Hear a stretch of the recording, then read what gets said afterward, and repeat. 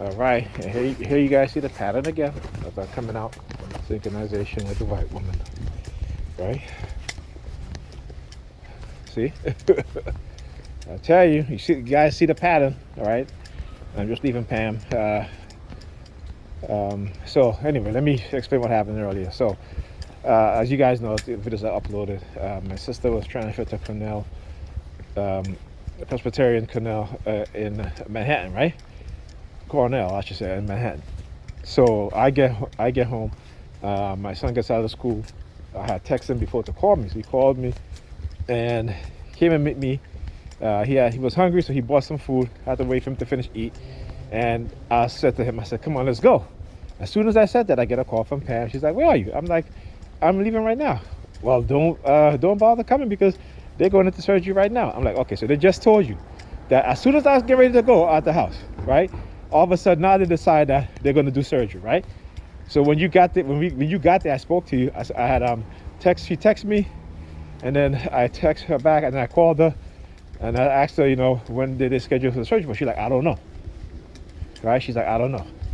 So my son don't get out of school until 3:38, right? He went to get food. By the time he came to me, it was like around 4:30. Okay, getting ready to leave was around. He asked for like about 20 minutes to get ready to leave.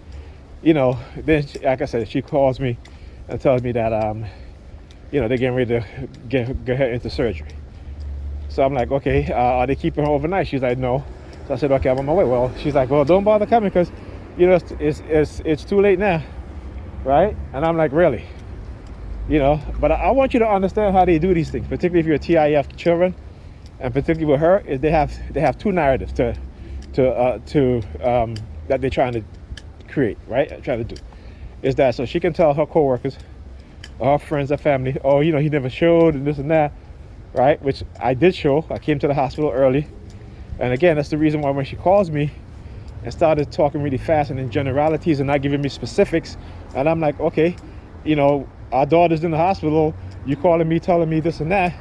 You can't. You're telling me that the doctors, got to decide whether they're going to do the surgery here or transfer her to Cornell University, right? And that was at, early on in the morning, right? So now that I get there, so then she called me. And I get there, then they're like, oh, she called me back, and she's like, oh, they decided to do it at Cornell. I get there, they sent me to the wrong part of the building. All right, then I had to go back. You guys see, I upload the video to explain what was happening, and then all of that stuff, right? Because again, that's what they do. They love to make you wander around and go here and go there, run from place to place because you're a TI, because you're being remotely neural monitored and you're being microwave, right? With silent sound. Okay. So anyhow, so I told Pam to go with her, well, because I got to go away for Ethan. I mean, I said to her, I don't know, you're not giving me specifics, they're not giving you specifics, so I don't know. You could be there all day, what have you. I don't know. So then, like I said, so she was like, after I spoke to her in the afternoon to let her know we were on her way, we were going on our way, and she was like, as I said to her, well, she was like, actually, she was like, well, they're not going to keep her. Hold on a second. Here we go. Yeah. So, like I said, the narrative that they want to push. And then on top of that, my daughter, she loves her daddy and I love my daughter. So the fact that I can't make it now, caused her, some trauma, right? As a child, she keeps telling me, daddy's coming. She, what I'm saying? It's like, what are you trying to do? I know what you're trying to do. Okay, I know what you're trying to do. That's what they do. They just try to destroy the relationship between you and your kids, right? Because again, they have an agenda, and there you go, making the U-turn. They love to wait. They love to do that U-turn crap. Here again, And I talk about how they use the color black and all this shit. So anyhow, but anyway, like I said, I recognize these things. It doesn't have the same effect on me anymore.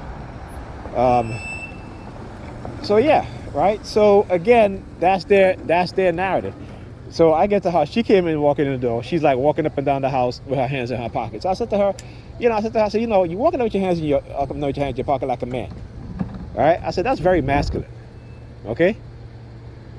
You know what I'm saying? I said to her, I know they can condition you guys to be like men, right? And again, you read the Gospel of Thomas. For these religious fanatics, don't even know in the Gospel of Thomas, Jesus said that he is going to make women like men so they can enter the kingdom of heaven. But only the black people, not black women, only the Negropean women they're making like men, right? They're the only ones that they're making like men, and they still don't get it. They still don't understand that this is an intended.